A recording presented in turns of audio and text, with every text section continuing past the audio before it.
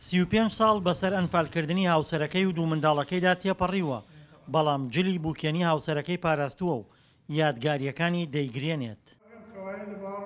کەریم ئەحمەد جلی بووکێنی هاوسەر ئەنفالکراوەکەی خستە ماڵی مەریەم لە ناحیەی ڕزگاری کە تایبەتە بە هەڵگرتن و پاراستنی کەلوپەلی ئەنفالکراوەکان.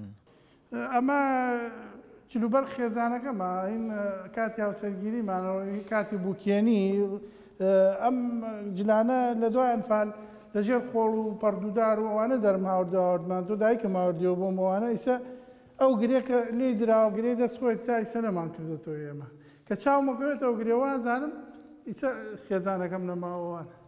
ڕێژا و قادری هاوسەری کەریم ئەحمەد کاتێک ئەنفال کرا تەمەنی تەنها 18 ساڵ بوو. بەو پێی وێنە و پێداویستیە بەکارهاتوەکانی لە ناو چوون ڕەنگە جلەکانی تاگەیادگاری بێت بۆ کەریمی هاوسەری بەجێما بێت. هەرێک لەم کەرەسانەی کە پێشکەش بە ماڵی مەریەم کراون چیرۆکێکی گەورەی لە پشتەوە، ئێمە بۆەوەی ئەم چیرۆکانە بە زیندوی بمێننەوە بۆ نەوەکانی داهاتوو لێرە ئێمە ئیپارێزی. کەریم دوای 7 ساڵ لە ئەنفال هاوسەرگیری کردوێتەوە و خاوەنی 5 منداڵە، بەڵام هێشتا هاوسەر و منداڵە ئەنفالکراوەکانی لە یاد نەکردووە.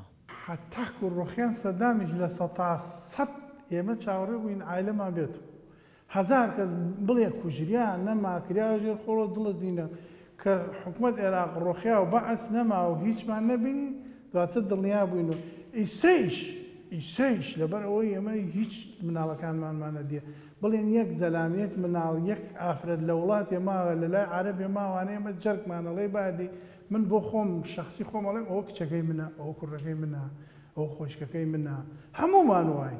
35 ساڵ بەسەر شاڵاوەکانی ئەنفالدا تێپەڕ دەبێت کە بەعس لەو شاڵاوانەدا هەزاران کوردی زیندە بەچاڵ کرد، بەڵام برینەکانی ئەنفال ساڕێژ نەبوون و هەزاران ژن و پیاوی کە سوکار ئەنفالکراو هێشتا لێکەوتەکانی کارەساتەکە بەسەر دەرونیانەوە ڕنگدانەوەی ماوە.